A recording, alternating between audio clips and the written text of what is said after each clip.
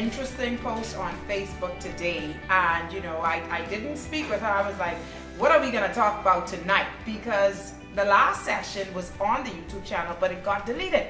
Out of nowhere, it just disappeared. It was on the YouTube channel, and out of nowhere, it just left. And so she's back again now, and I think what we're going to talk about tonight is still amazing. It's still amazing, and someone is going to be inspired by it. Basically, we're going to be talking about her daughter. I think she placed something on Facebook today where she talked about abortion. You were supposed to have an abortion, or you were placed to have an abortion to get rid of Ayesha, but you didn't do it, and it did some things in your life. So basically, we're going to talk about her becoming a mother and, facing this crossroad of, should I keep the baby? Should I get rid of the baby? And how the baby impacted her life. So Ayesha, talk to us about that post today on Facebook. And if you want to, I can read the post if you want to, so that the viewers can understand what we're talking. Okay, so for you watching, just let me read the post. Let me know if you can hear me as well. So the post says, so I got pregnant at the age of 31. I was presented with the option to abort, but I refused to for many reasons. I was in the church at the time, and it was hell. You read me. Pure hell. It was as if I was the chiefest of sinners, and my sin was unheard of. Friends that I had for years left. I was the talk of the town, and you already know Nassau is tiny, especially the church world. My pregnancy wasn't the best, and my mom just passed suddenly, not even a year yet. It was a lonely road. When I delivered my princess via C-section, it was all worth it. However, it wasn't the end of the struggle. Many days I didn't know where the diapers were coming from or what I was to do with her. I was seemingly alone, no sleep, and little to no help. She was my child, and I refused to allow her to suffer. We didn't have all I wanted, but we had each other. Now that I look back, I realize God was there even when I didn't feel him. I look at where we are now, and I know it was and is only God, no one else. You may see her and wonder why I do what I do. It's because she's my gift, my floating device. She saved me from me.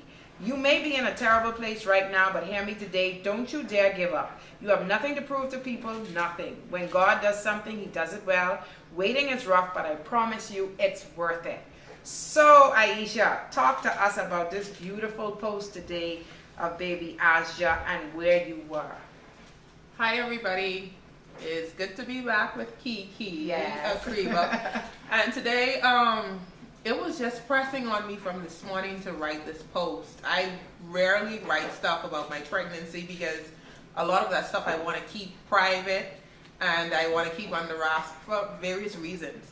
But today I was like, something, someone needs to hear this. Someone needs to be blessed by this, so I'm going to do it.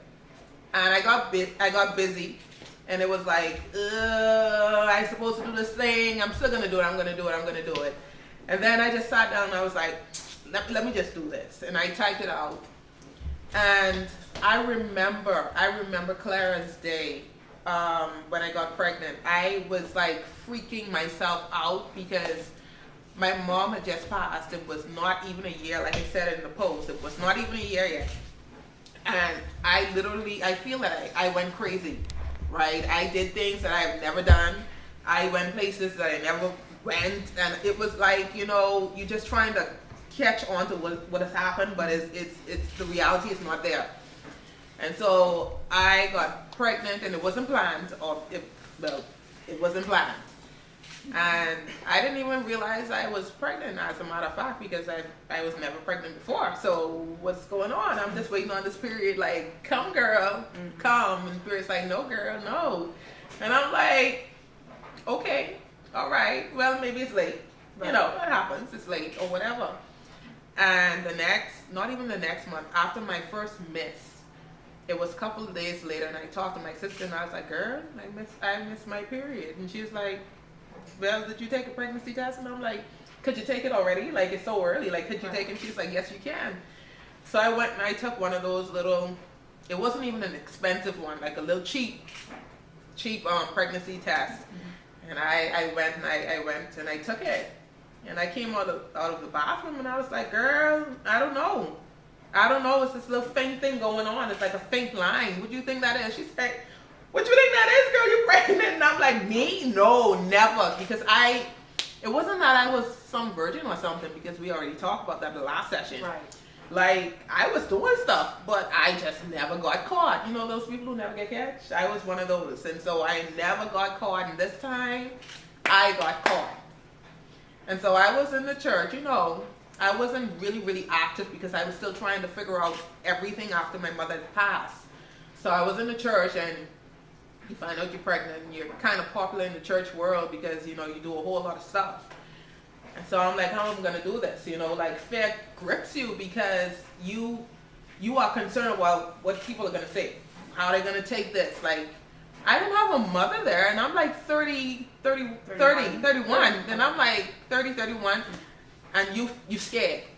How about that? You're 31, not a teenager, but you an old woman, and you scared to tell people you're pregnant, you know? Not even tell people, but even to accept it for yourself. So the first thing I did was to tell the person I was pregnant for that, you know, this is what's going on. And at the time when I told him, because of his position, he was like, well, I have money for an abortion. Like, that's the option. That's the way to go, because this is not going to work. This is going to disrupt everything in my life, like how people see me. And it's always back to how people see you, how people perceive you, and all that kind of stuff, especially in the church world. It's always the concern about what people can say. Right. You know, and so I was there sitting up listening to him, and I'm like, in my mind, like, no, I was never pregnant before. I don't even think I can get pregnant again if I go do this. You know, I'm 30, 31. And who is going to do this? And who knows if I'm going to get up off the table after doing that, like if I would survive. I've heard horror stories about abortions and stuff like that. So I was like, in my mind, no. I didn't say it verbally to him, but it was a no for me. And I sat there and listened to him, and then I left. And I mean, that was basically what was laid on the table from his position. Like, you know, I could do this, I could pay for this and all that kind of stuff. I decided not to have this abortion. And I went through this pregnancy not knowing what it's all about, what to expect and all that kind of stuff. Knowing early, like really early, because it was the first miss period. So you're really early. Knowing early, like you had so much to deal with. You had to deal with people finding out, because I promise you, I feel that as soon as I found out, like I just blew up. So did you stay away from church? I did. I think I posted, and this is how I let it out. I posted on Facebook like a picture of me holding my stomach, and I was like, okay, you know, and then the congratulations and all this kind of stuff came out, and all that stuff came out. So it was okay. It was all right. And then when people got a wind of who it was for, it was like, well, you know, intimate people, not everybody. Right. Intimate people finding out like who it was for and all that kind of stuff. People you thought who you thought were your friends. It's like, oh no, girl. I mean, I don't know if people, you know, had their little fairy tale wedding in mind with this person or whatever, but it was, you can tell that the tension, it was like, well, who you think you are? Having you pregnant for, you know? And it's like, you know who that is? And I'm like, it's the person that got me pregnant. Yeah, I know very well. And so it was a big deal of who it was and all that kind of stuff. So it was his say and I say. Right. So what he said, what I said. What they believe from him, what they believe from me. And so it was basically a fight from the beginning. From the beginning, because of who this person was. And pretty much I felt like I was a nobody, because the person had already had this, you know, what would I say? People looked to him as this perfect person who could never, like, I mean, he could never possibly do that. You must have tied him up and raped him for this to happen, you know? And I'm like, you definitely don't know who he is, you know? And I'm not trying to pass blame on anybody. No. Because, you know, we do what we do. And, you know, we decide and we choose to do whatever we do. And so it was rough. So I had to decide how I was going to do this, if I was going public or if I was going private, and that was a big deal because I don't have insurance. So yeah, So after you, okay, so he wanted you to get an abortion. You Mhm. did not get an abortion, Uh-huh. and the baby came. okay. Well, you decided to keep it. Uh-huh. So did you like reach out to him for help at any time? He was there. He was there. I can't say he wasn't there. He was there, but he was like a Nicodemus. I don't know if this makes sense to you. He was like a 4 o'clock knocker.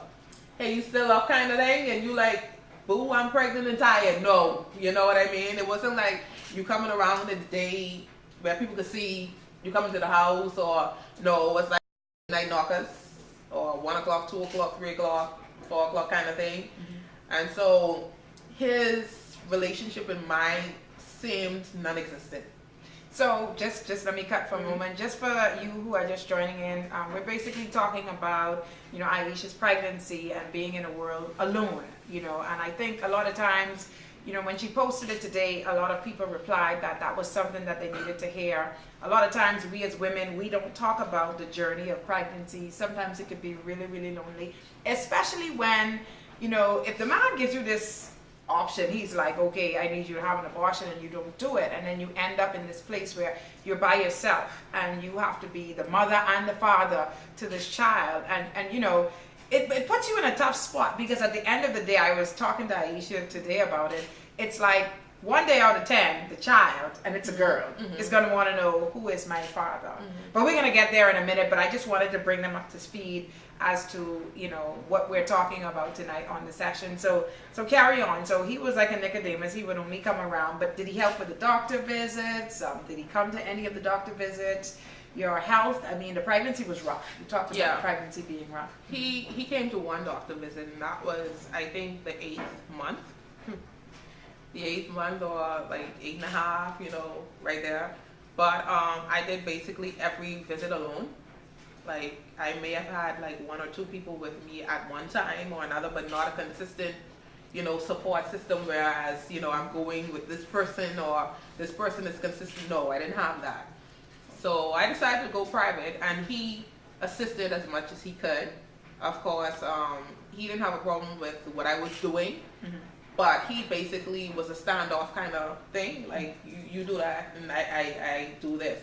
Because something happened initially in the pregnancy where it made a bit of a confusion in it. I don't want to really say exactly. That's fine. That's fine. So he was standoff after that, and so it was hard because he wasn't there. And there was basically no one there. So you're walking this road with all these hormones and all these emotions by yourself. You go into the doctor's visits, you're doing all these things. Crying. Oh yeah.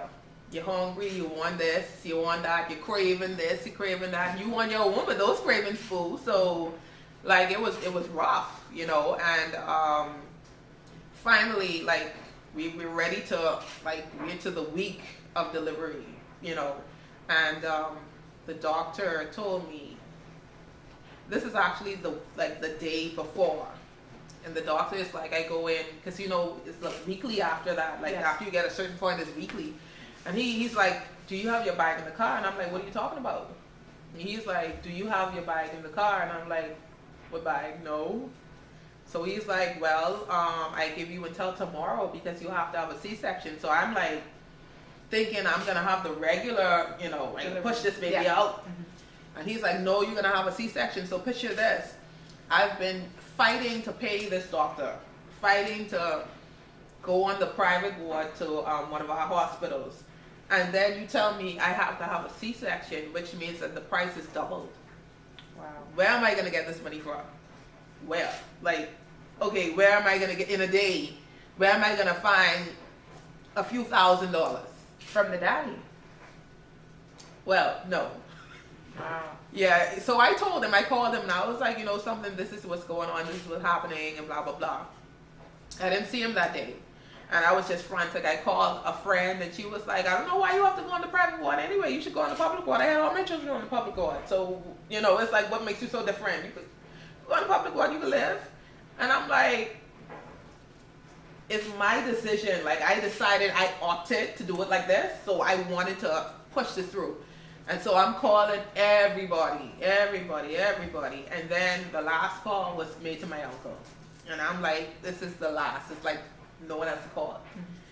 And he was like, how much you said you need? And I told him. He's like, okay, meet me to this place and I'm going to give this to you. And I'm like, what? Only could be God. Because you know that don't happen. Yeah, it doesn't. That does not happen. It And doesn't. I'm like, And hours before the time. so I have this money. I'm able to run to the hospital, make the payment, and then get there the next day to check it. So he gets there like the next day and he brings some funds, right? And he's like, how you doing? You know, small talk. It's nothing. There's nothing there. Small talk. How you doing? I'm good. Okay. Well, I guess I'll see you when she comes. Of course, it's a girl. And that was it. It wasn't no pep talk. And I was having a C-section, so someone could be in the room. And he was like, well, ask one of your friends to be in the room with you, you know, That because is cool. yeah. So I'm like, all right, no problem. So I decided to have, I opted to have the C-section being awake. Yeah. So my sister was the one designated to come in the room with me, so it was okay. But you know, that day came and the drip was in bad and like it was just horrible. And then the anesthesiologist, she came in and she fixed the drip. And she was like the caring mother. I was like, I needed this, you know, like I was just freaking out. I needed this person to just be or stand in the gap as someone who could be there for me. Right. And she was like that caring mother, and she was like, okay, let me fix it. And then she put in the what is that thing they put in your back? The thing in your back. Epidural. Right. She's like, you gotta keep still. Hold this pillow, and you gotta keep still. And I'm holding this pillow, and she's like, don't move, don't flinch, don't do anything, you know. And she putting it in my back and all that, and we got all numb and everything. And then I heard the little drilling thing, you know, because I'm still awake. I'm hearing the drilling, and then he's like, I'm just getting it open, and you could smell the skin burning, right? You could smell it, like you could smell that. And so it's like he's just moving me and shifting me. This is my doctor now. He's moving me and shifting me. He was amazing though, moving me and shifting me. And he pulls and he said, get the sister because he's gonna pull her out. So he pulls her out, and he passes her to, he shows her to me, and then he passes her to the pediatrician who's in the room. And the child is not breathing. The child is not breathing. So I'm looking, and my sister's like, what's going on? Because I'm like, shouldn't she cry or something? Like, I mean, you know, you watch TV Lifetime, you know, you watch Lifetime, all these movies. The baby come out cry, and this baby did not cry. And so he passes her to the pediatrician, and she starts sucking. She's like sucking and working on my baby. And my sister's like freaking out, and I'm that I only can move my head. And she's like, everything okay? This baby's not crying. Nothing's going on. And a few seconds later, you hear the cry. Oh. And I'm like, thank you, Jesus. Because, you know, like, and what happened was she had started to suck the fluid. Right. Okay. Right. And so he was like, well, if it was a day later, she would have died. Because she just started to absorb. So then the father would have gotten his wish. Pretty much. Wow. Pretty much. Wow. So tell me, Ayesha, the last time I had you on the session, we talked about your mother being absent in your life, and you know, just running out from church to church and different places looking for that mother figure. So how is it now for Ayesha? That's her name. Ayesha. The baby girl, right? With just mommy, and you know, do you feel like something is coming back? Do you feel like something is being repeated on the other side now? You know, you didn't have mommy, and now she doesn't have daddy, and how do you feel? I mean, talk about that, because I know some way, somehow, she's probably concerned, or she's probably asked, I don't know, who's my dad? Or, mommy, where's my daddy? Has that ever come to you as yet? Well, sometimes I feel that I've failed her, because you are supposed to create, they never asked to be here. These kids have never asked to be here. You put yourself in a position to bring kids here, and you decide. Yes. And so, you know, the least you can do is have a mother and father available and present. And I failed on that part. Like, you know, and I'm like, I have to fix it. And so really, I overcompensate for his side, because I'm mother and father. So people look at her and they're like, you do too much, and and they don't understand my situation. You don't understand my position, because you just look and you see and you say whatever you have to say, but you don't understand that I feel responsible for her not having what she needs to have. Because as a parent, you want everything. For me, I don't know for anybody else, but you want to have everything perfect for your child, and that's the foundation. And me not having my father there, it's like the cycle wants to continue. But I believe it's broken, and I declare it's destroyed, because it ends with me. Yes. I'm not going to allow it to continue on. Yes. I don't know if her father will come into her life, and I would love it. But whatever God has planned, I'm open for, because she deserves to have mother and father. And however God decides to fix it, I leave it in his hands, because many times I was like, God, I wish I had done it the way you wanted it done, within the bounds of marriage and all that, right. And I'm like, I see why people say wait, because there's so many things that happen. And I'm not saying that married couples don't have issues. They do have issues. Yeah. But I am saying that at least you have that shoulder to lean on. At least you can communicate with someone. When you're doing it all by yourself, it's like you talk to yourself, you asking questions to yourself, and then you answering yourself. And that's the problem.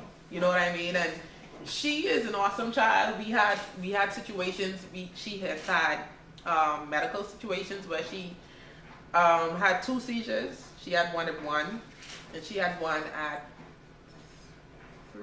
2.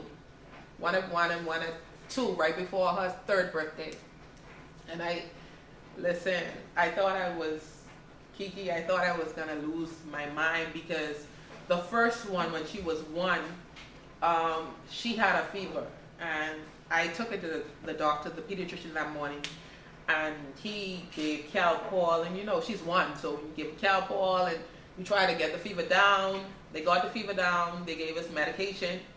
We got home. I got home only in time to give her the medication that he said to give her right after she ate something. She ate. Gave her the medication, and this child seized. Like her eyes rolled back. She started clenching her teeth, and she just got stiff. I freaked out, because I'm like, no, like this God, this is what you give me, and I'm like. But I want to pause one moment, because something hit me, and I don't know how many people watching the session tonight are single parents and had to do what Ayesha did, be mother and father. It's kind of rough when you have no help. There was a stint in my life where I had the same situation, and I thank God for, I told you about it, for my parents who were able to support me financially and to give me the support, because I was at a place where basically, from I had my first daughter, I was alone. And then I did say on a session before, one of the things that attracted me to my husband now is the love that he has for his daughter. And so I watched that, and I think that that's important, because men, I don't know how many men are watching, but you got to step up to the plate when you know that, you're bringing a child into this world, or you know that you impregnated someone. Because at the end, you don't tell them to get a divorce. That's an innocent child that did not ask to come here. And, he wants to protect character. But, in the Bible, God says a man that does not take care of his children are worse than an infidel. So, he's out there trying to protect his character. But to me, he doesn't have character. Because, when you have kids, your life change. Your life, it goes to a different, and it's not easy for, and every girl, I don't care who it is, every girl wants to know who their father is, like I say, and they want to be loved. Because what a father does is he shows his daughter how another man should love her. If I'm making sense. I mean, this is what a father is there for. Like, you can show Ayesha all sorts of things, and here it is now, it just dropped in my spirit, is that you are now going to have to teach Ayesha that love will come from mommy, but real love will come from a man. Because you got to understand how the enemy will try to get in there and plunge in her head that a man cannot love me. And it's just so, oh God, I don't know, but if any man, if you're watching men and you're not taking care and you're not stepping up to the plate, you know, you must. You must. Because one of the things that I did, you know, I told my daughter's dad that I will never tell her that you're a bad person. And I will never say that you're no good. But one day she's going to grow up. She's going to grow up and she's going to understand and she's going to realize that my mommy is doing all of this. And, you know, you were never there. And she's going to build a perception. Mm-hmm. I don't have to tell her anything. And, you know, sometimes what men do, I'm not bashing you men, but you're absent until the child becomes somebody. Mm-hmm. And then when they become somebody, all of a sudden you appear from out of nowhere. And you're like, I'm your father. Mm-hmm. And I think that is selfish. Yep. I think that is selfish because, you know, like I say, it's not going anywhere. It's coming. Ayesha's going to continue. She's going to ask you. Mm-hmm. She's going to ask you. I just want to read some comments that are coming in. Tanya Williams said, my goodness, same words I uttered as a single mom. Pray about that, though it will not continue.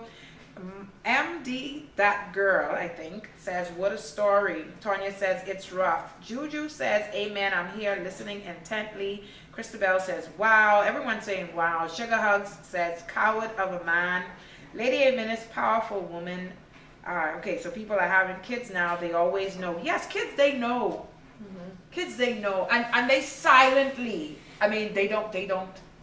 It's amazing what she's going to tell you soon. Like, you'll be like, you had it all a while? Like, mm-hmm. You know, because she's observing.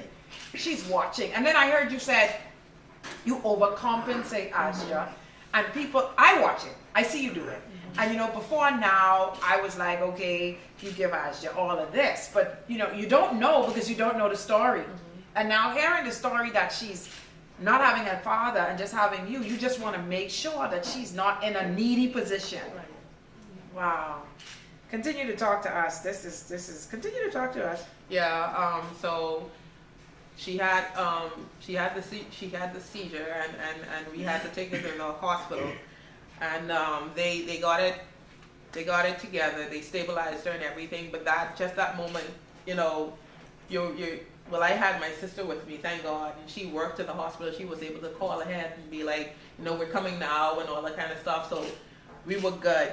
The second time she had a seizure, she was 2. She's gonna be 3, and I had picked her up from school, and she looked dazed, you know, and I was like, something's going on. But her school play was like a few days later, and I was like, well, anyway, we have to go and pick up a pair of tights and some other stuff and all that kind of stuff. You know, I like dress her up. Yes.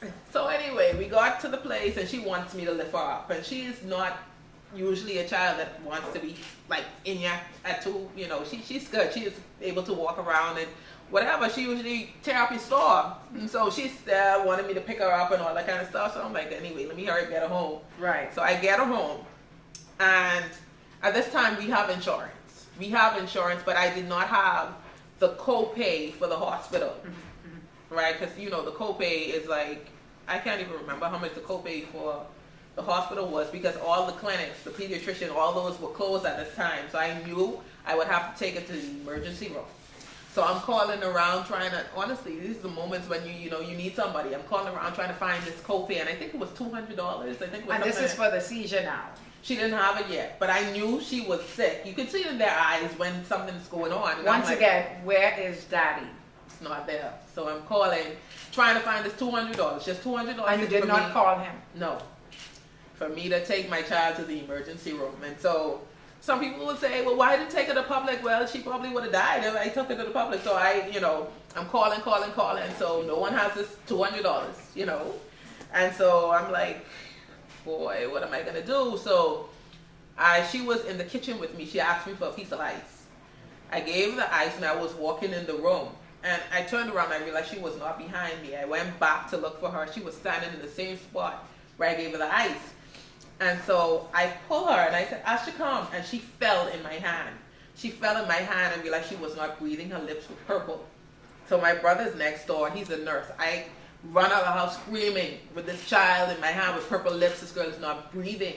Wow. So I'm like, frantic next door to him. He's a nurse, and I'm like, hey, come out. Mm-hmm. And he's like, what happened? He comes out and he sees her lips are purple. Mm-hmm. And he's like, what's going on? So I said, I don't know, her eyes have already rolled over. Mm-hmm. And she started to to just release the urine, and she pooped in my hand. And you know, I'm thinking this is it, because usually you hear when people are passing, like when they go on, they poop and pee and all this. So I'm like freaking out. So he's like, you have to calm down because you're holding this child. I gotta give her CPR. So he clears her mouth and he pumps into her. And then he listens. And he's like, she's breathing now. So he's like, where you want to go? So I said, we got to go. I don't know where we're going, but we got to go. So he's like, you want to wait for? I said, I'm not waiting for the ambulance. Let's go. So I'm waiting on him. He can't find his keys. And I'm like, buddy, we got to go. I start walking and screaming in the road, right? And people are like walking past me and they're driving past me and they're not stopping. I have the baby in my hand. You can see something is going on. He finally finds his keys and we run to a clinic close to us, a private clinic. We get to the clinic. We rush in, I'm screaming, and they're like, go straight through, go in the back. And I'm like, in my hand, what's going on with this child? And I'm like, I don't know. She's just not responding. She's not responding at all. She's breathing, labored, but she's not responding. Something again, oh my God, something again just dropped in my spirit. Ayesha was supposed to be aborted, and she did not. You decided to go on and bring her into this world. Now you're having this fight, you know, from she was born, you know, she wasn't breathing. And now she continues to have this fight with, as if, you know, the enemy just wants her out of this world, because here it is, her father, who was involved with the church, already planted the seed that I did not want this child. You know what I mean? And so here it is, you're tugging against. Has she ever had a seizure since then? No. Wow. So we're at the private clinic. I'm in there screaming, and they have no oxygen, none. So they ask you the question. They asked me the question, who do you want us to call? Because we have 2 hospitals over here. Which one do you want me to call? So I said the private clinic, the private hospital. Call them. And so they're like, okay. So they're working on this girl to try to get her to respond. She's still not responding. And so they try to put this drip in her hand. Blood is everywhere. Like they couldn't get it in the vein, so it's like the blood is just pumping out everywhere because they're pushing. And you know, you're freaking out because you're seeing all of this, and this child is not responding. They're pricking her and everything. So the ambulance came fairly early. I was surprised to see them come that quick. And so they're asking them, well, what did you give her? Like, you gave her anything? They're like, no, we didn't have any oxygen, but we tried to clear with some saline and stuff like that. And they're looking at them like, are you serious? Like, that's all you did? And so they got us into the ambulance, and they put her on the oxygen, and they put the little thing in her hand so that she wouldn't bend. They fixed the drip and everything. And my sister again is there. My best friend is there. My sister's boyfriend is there. My brother is there. He's like in the front. He's not even coming in the back because he's like, it's over, you know.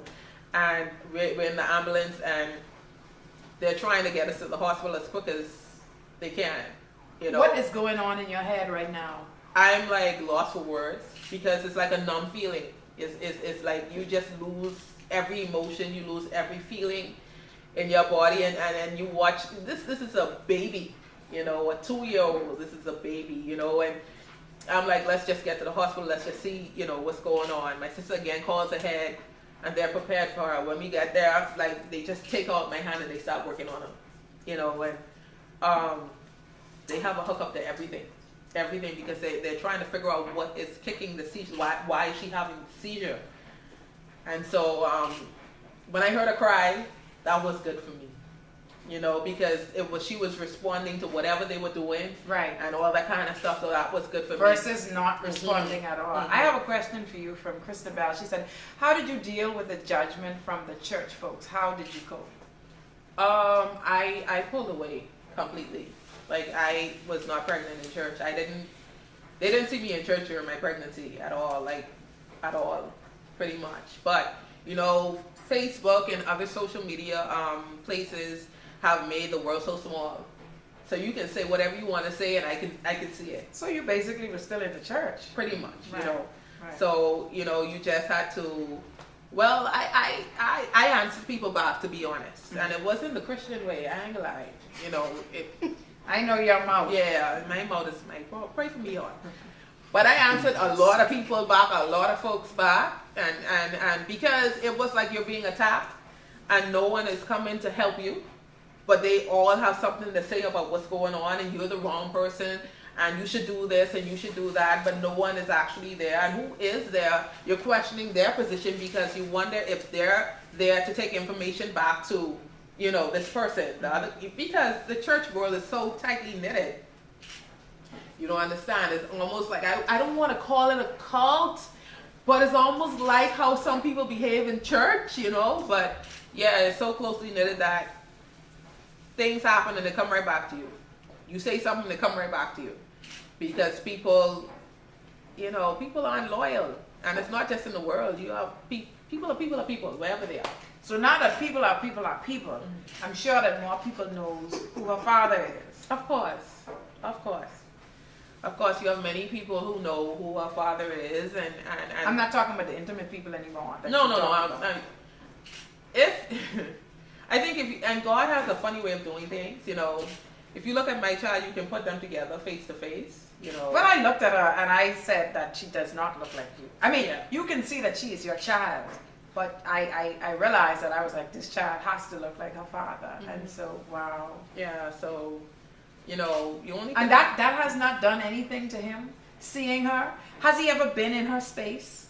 He's been in her space. I mean, as the young lady she is right now, that beautiful, happy, joyful child. I think he's seen her one time. He's seen her like we stopped somewhere and we were at the same place, and she was sitting like behind me, and I didn't realize that he was behind me. So he had the perfect opportunity to watch her while I wasn't watching him watch her.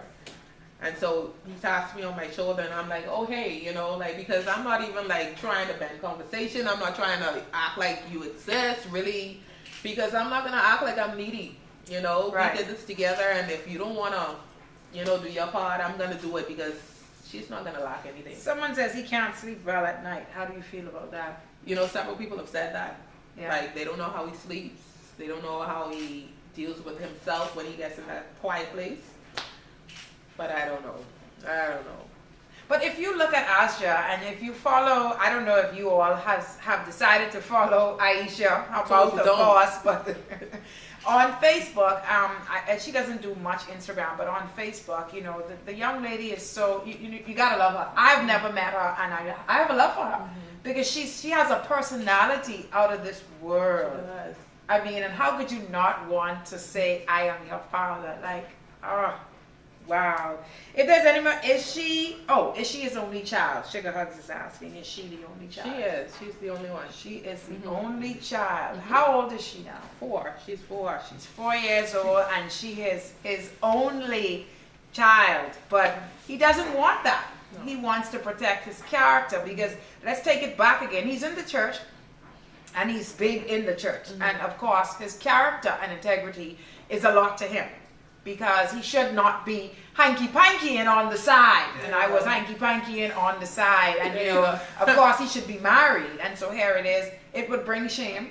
It would bring, I don't know where he is in the church, but of course he may be demoted. And I don't know, because, some of these churches are hard and fast. He get thrown out. Yeah, he may get thrown out. And I think he's more concerned about that. But here it is. There's a child on the outside having seizures. And there's a child on the outside that needs lunch money. There's a child on the outside that has to go to school. And you homeschool, Ayesha. Yeah, she's homeschooled. Wow. All by yourself. And you are just, I'm not saying just, but you are a teacher. Just. Just. You can say just. And you don't do anything else other than teach. No. Wow. But wow. This is amazing. Any other questions? Awesome personality. She's more beautiful in person. That's somebody that knows you. She is. That little girl, you must follow Ayesha just to see Ayesha. She is, and she wears the most prettiest colors in her hair. I don't know. Ayesha, I think she's wearing some purple hair right now. She has the little crochet, and I think the protective styles, she keep them in. But she has a personality, and the biggest hair bows, and she's your doll baby. That's right. Wow. Right. I want you to love her like that. And the reason why I'm so happy that you're doing it is because usually when people are hurt from their parental, they didn't have parents, they tend to take it out on the child. And I must say that you are doing an amazing job. I mean, for those that know Ayesha, what is her FB name? Her Facebook name is Ayesha Triumph Claire. Ayesha Triumph Claire. I'm definitely I think I posted it on my page before, so you can find her there. Don't forget the Triumph. But yes, hurt people do hurt people. So I don't know but what I'm saying is that the fact that you were hurt from your childhood, you did not. You're more a protector for Ayesha. You don't let a fly land on Ayesha. No. So tell me, in the midst of it all, Ayesha, it's just, do you have any more kids or it's just Ayesha? It's just Ayesha, other than the other kids that I teach who call me their mom, and you know, I deal with them as such. But it's just my one boo-boo. It's your one boo-boo. Yeah. Well, I'm going to read some more of these comments, but I want to read something to you. Let's see what these comments are saying. While God is going to move on your behalf, beautiful, God will take care of both of you, and your child is chosen. That's why it's a fight. Stay encouraged. I agree. That's why it's a fight for real, Ayesha, because, you know, I need to get on this phone for something, everybody, and now I can't get on this phone. But let's continue to talk, Ayesha. So Ayesha is homeschooled. She's 4 years old. She's not had any seizures since. No. And she's doing pretty well. She's doing well. She took a while to talk. And I didn't stress her about that. And you know, people, you know, why is this going on? Why is that going on? She should be doing this at this time. She should be doing that at that time. And you have to be so careful of what you allow in your space, because people will make you feel like you're the worst person in the entire world because you're not doing it the way they did it and all that kind of stuff. So she took a while. We did speech therapy and all that wonderful stuff. And she's doing better with speech now. She's communicating a bit more, but I believe that the seizures, the time when she didn't have that oxygen go into the brain, it pushed her back a little bit. Right. And so she's doing a whole lot better now. She's making strides. And I don't explain that to people because that's none of your business. That's okay. You know, but I'm very careful, very, very careful with her. So I asked you a question earlier. I asked you about being a parent, and you have one daughter. All right. But somebody found, I want to read something to you that came to my inbox this week, just a few days ago. And it says, my mom came into my life and changed it for the most part. She saw something in me that I didn't, and that was greatness. She loved me despite the baggage I came with. She took me and cared for me as her own. She became more than just a mother to me, but a best friend that I've never had. She's my blessing, and what she means to me and to me, words will never add up. She's an amazing person inside and out. I respect her, I love her, and I appreciate her. She deserves the world and more. Now, this came to my box, and a little individual found me, and they wanted me today to give you a gift from them for all their love. So I asked you, if you have one child, you said you have one daughter, but there's a girl by the name of Renique that believes that you are the most amazing woman in the world. And, you know, she started to, I don't know if Renique is watching, but Renique told me that she sent me an inbox and she said, my mom's birthday passed. And I don't know if she told you about me. And I told her that you did mention her to me before. And she said, I wanted to do something for her, but I wasn't able to do it for her on her birthday. And I feel like I let her down. She said, but I want to get something, and I saw that you're bringing her back on the show, and I would want you to give her something for me, please. And at the same vein, she started to share with me, you know, not her story, but, you know, she was like, this lady took me on. You know, I came with baggage, you know, I came with a lot, and she took me on, and she loved me as if I'm her own. And she said, I just want to do, if I could do the world for her, I would do the world for her. Because she's done the world for me. And this is someone that you didn't bring into this world. But this is how she feels about you. And you know, she said to me, where can I drop it? I said, you can bring it at my office. And we actually got to meet. And that was a good thing. Hey, Renique, we were able to meet. And she's an amazing young lady. I don't know her. Like I say, I talked to her in the DM, the direct messages. She would hit me up. And, you know, she didn't know about fake talk until I brought you on. But she wants you to have, and it's a bunch of surprises in there. I don't know if you want to take it out and let them see, but it's a bunch of surprises in there. Well. And it's better late than never, you know. Isn't that amazing? Look at it. Show everyone. It's a painting. That is amazing. She loves you. Hey, Renique. Renique is here. Well, I'm speechless. And you can let the tears roll if you want to, because I'm a little shivery too. But you know, this is so touching to me because here it is. Like I say, this is a young lady that was not birthed by Ayesha, but Ayesha took her in. You're just giving, oh wow, what is that? This is a Baja retreat. A spa. thingy. Okay. What is this? You got a package of all nail stuff and wow. Massage. Wow.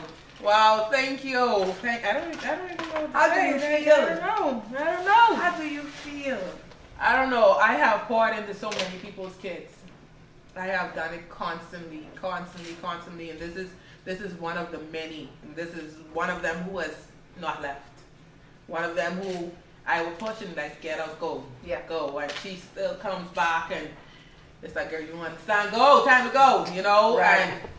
But I have poured into so many people's kids, and I always tell people, and I tell them, when I pour into them, I said, one day, when you see my child, you do the same thing that I did for you. It's okay. It's okay. Send some love. Ayesha's a bit emotional. Send some hearts across the screen. She's a bit emotional, but you are loved. I mean, from being broken to now being someone that gives, I mean, unconditional love to everyone. Wow. It's okay, Ayesha. I know that one day that you sat here, you would let it all out. It's okay to cry. It doesn't mean that you are weak. It means that you are healing. It means that you're going to another place. But you are loved. You are even loved from the viewers. They wanted me to bring you back here. And Renique, I just want to say that this is amazing what you did for Ayesha. You know, a lot of times we go in life and we do not get to tell that someone how we feel. And I think every minute of every day and every chance we get, we should tell someone how we feel about them, whether it be good or whether it be bad. We just don't know where death is. And you don't want to be there saying that, you know, I shoulda, coulda, woulda. It is better to do it. Let them know how you feel, you know.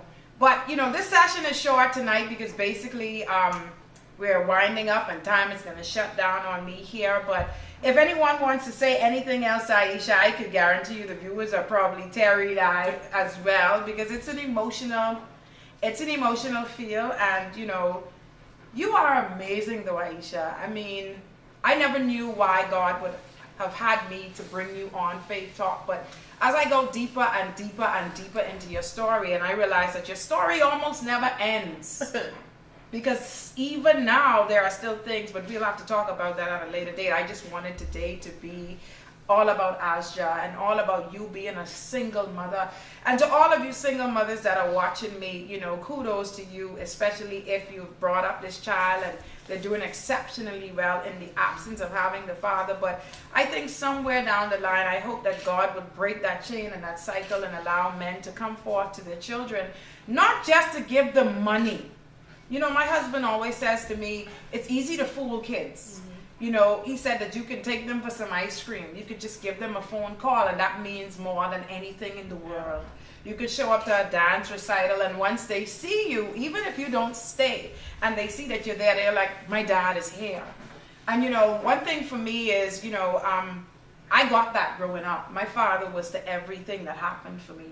And it's unfortunate that it didn't happen for my daughter the same way, and she started to look at that. But I thank God that everything came, and it's working out right now, you know what I mean? So I'm praying the same for Ayesha, that she will definitely have her father in her life, and I pray that he will come around, that God will convict his mind, and something will happen, that he would come. And I honestly hope it's not too late. You know, I hope that it's not too late, but you got to leave certain things, certain battles. You just got to continue doing what you're doing. Yeah. And that's being a good mom to Ayesha. You know what I mean? I always tell people, instead of the time it takes for you to chase the man, you could be investing that time into your child. Yeah. You know what I mean? You really don't have time to chase them. But, you know, things will come around. And like you said, you're a cycle breaker. what happened in your life is not going to happen to Ayesha. And so once you speak that, it's definitely not going to happen to her. Let me see if we have any last minute comments before we go. Your daughter will want for nothing, Christabel says. Glow and Glamour says you have an amazing spirit. Tanya Williams says, be encouraged, girl, and never be ashamed. That girl, I think, says she deserves this.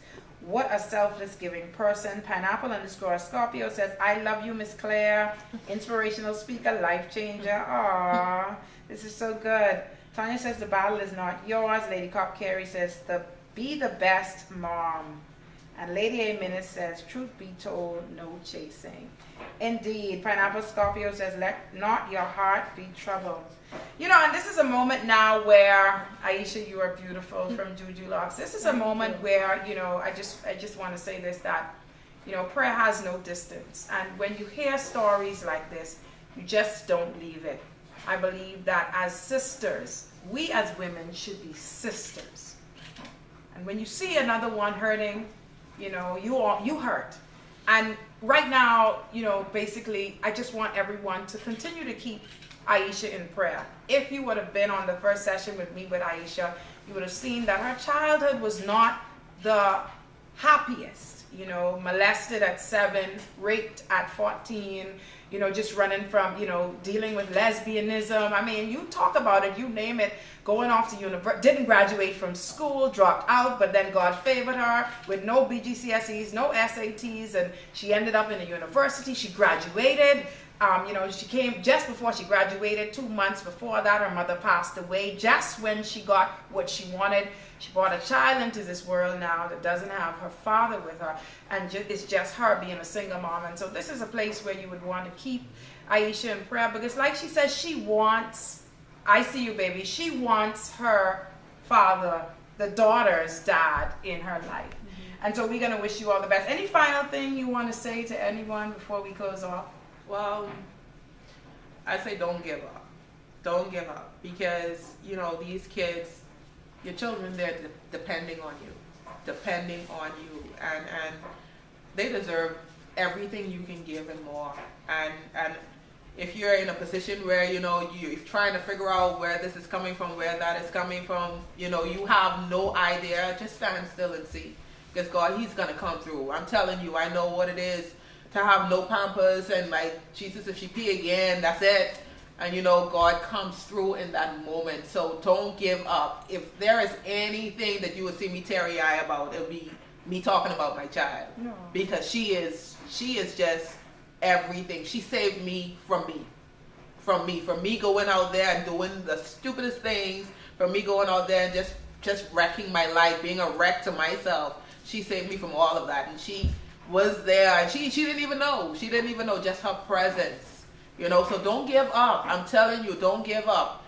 I believe that He's gonna come. I believe that God is gonna fix it. I really believe this. I believe for you. And guys, I'm asking you to pray and believe with me that it's gonna happen, because we're gonna have a big party and a big praise report. You know it will happen, so, and you will come back to share the story. Keep your faith. Yes. So I just want to thank everyone that joined me tonight here at Faith Talk with Ayesha. I'm happy that I brought her back. Of course, the devil is not in this video. This will be uploaded to my YouTube channel. Yes. Just before I leave, I want to remind you, if you have not yet signed up for the Dream Board Party on Saturday, October the 21st, please do reserve a space by emailing me. The flyer is on my page. You don't want to miss it. No, you don't. I think if you come, you'll have an opportunity to meet Ayesha as well, and still talk more with her. So get your tickets, reserve it quickly, because they are going. I'm down to 8 tickets or 7 tickets now. You don't want to get left out.